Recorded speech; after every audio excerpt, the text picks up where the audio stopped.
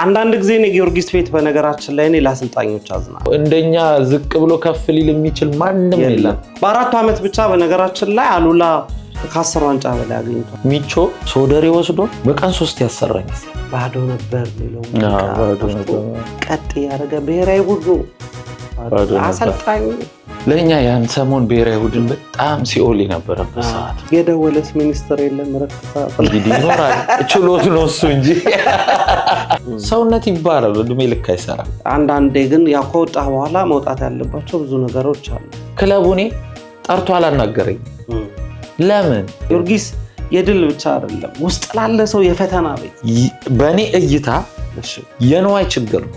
ብዙ ማስፈራሪያ እየደረሰብኝ አስራትን ወደ ጊዮርጊስ ቤት መቀላቀል እኔ እልሃለሁ እኮ ነዋይ ነው ገፊው።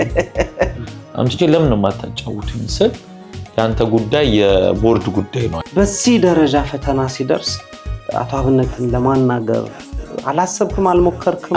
አብነት ሊያረጋ አይችልም። ከአብነት ቀጥሎ የዛ ቤት አዛዥ ማን ነው?